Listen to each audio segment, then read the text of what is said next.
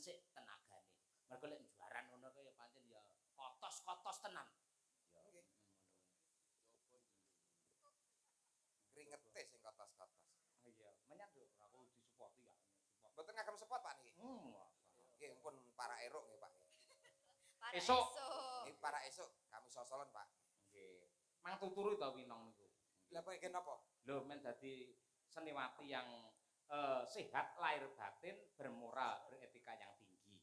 Lah niku kalih ben etuk pacar. Tolong. Mosok kowe untuk kabar, ora untuk pacar to? Ndak belum. Mau malah kabar iki wis gonta-ganti kok. Ndak.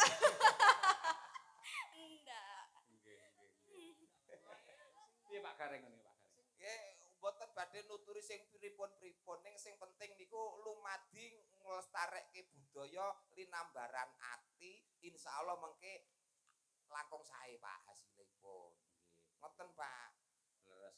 Nggih napa mboten Pak? Leres. Malah manut agama niku nun sewu piyai putri jane mboten kudu nyambut gawe. Ning malah jenak pinarak wonten dalem yen perlu masak wae yen cara Arab ngono piyai kakung sing masak.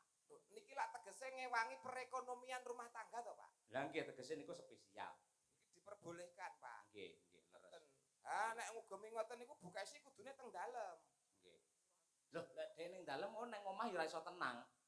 Kok masalah ra tenang? Mergo aku sesuk rampung panjangan nggo dhuwit mulih kuwi mbuh nang endi ngono. Nah, niku masalahe teng mriku niku, masalah terberate ngoten niku. Lah iya.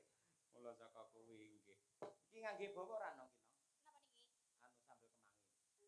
Bawane napa? Kula browsing teng Google niku belum ditemukan bawa sambel kemangi, Pak. Belum ditemukan, Pak.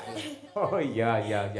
Heeh, ora apa-apa. Nek ngono diaturake langsung kemawon sambel kemangi. Kula aturaken dumateng sedaya para lenggah ngentasih jenak pinarak nenggani mangestoni dumateng pagelaran dalu menika. Mugi-mugi bapak-bapak ibu-ibu entasih pinarak lenggah tutuk mirsani wayang dipun paringi tutuk anggenipun momong putra wayahipun sedaya. Amin. Ugi pinaringan rezeki kang kathah berkah lan barokah. Amin. Oh niki sarana melek sarana kangge ndonga kok, Pak. Leres. Nggih.